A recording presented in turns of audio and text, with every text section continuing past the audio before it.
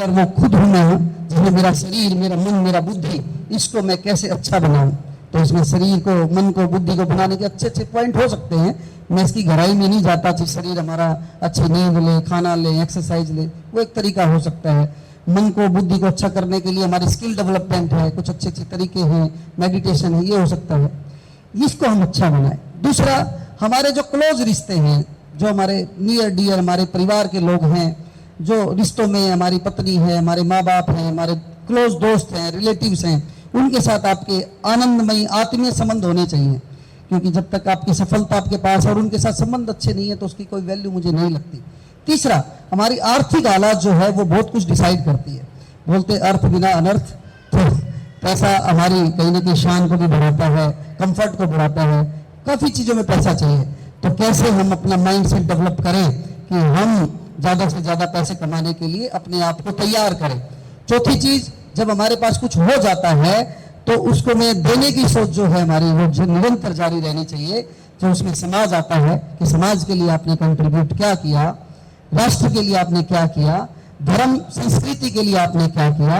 तो 3 पिलर मुझे लगता है कि हमारे जीवन में होने चाहिए, जिसमें हम हफ्ते के आधार पे, जैसे आज ये गुड़गांव वेलफेयर एसोसिएशन वैश्य परिवार ये करने जा रही है कि समाज में देने की सोच से काम कर रही है। और जब ये 6 पिलर पे हम काम करते हैं तो एक अल्टीमेट गोल जो अपनी आत्मा के लिए, परमात्मा के लिए, एक हमारी हायर कॉन्शियस के लिए भी हम कंट्रीब्यूट करें, तो मुझे लगता है कि इस लाइफ को एक अल्टीमेट सक्सेस, सफलता हमारी मिलती है।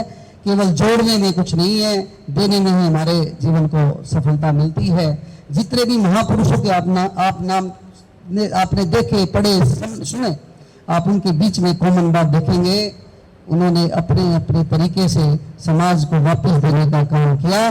जोड़ने वालों के कभी नाम नहीं हुए, बांटने वालों के हमेशा नाम होंगे। और ये भी एक नेचर का नियम है कि जो बांटता है उसको भगवान ज्यादा देता है। तो इस सोच को हम डेवलप करके, क्योंकि मुझे लगता है कि ये जो उम्र होती है 12 से 18, 12 से 20, जिसमें इन आ जाता है पीछे 13, 14, इसके बाद हमारी समझ डेवलप होती है। तो इस समझ में जो हमारे निर्माण की हमारी बात आती है, तो ये हमारे जीवन का आधार बनता है।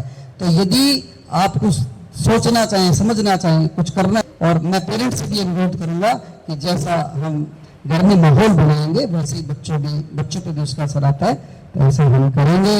और मैं एक बात और अंत में कहना चाहता हूँ कि समझदारी सीखने से ज्यादा पागलपन सीखना जरूरी है। जितने भी रिश्तों में खटास आ रही है ज्यादा समझदार लोगों के बीच में ज्यादा आ रही है। तो 2 लोगों ने एक आधे को बाबड़ा बनना पड़ेगा। और इतिहास भी उसने रचे हैं, पाया भी उसने ही है कि मेरे को चाहिए तो चाहिए। बावड़ा बनने से ही श्रद्धा भगवान देता है। जैसे जिद कोई करता है ना, मुझे ये चाहिए, तो समझदारी वाले को इतनी ज्यादा नहीं मिलती जितना उस लक्ष्य के पीछे, कोई गोल के पीछे, कोई रिलेशन में पागल हम बनते हैं।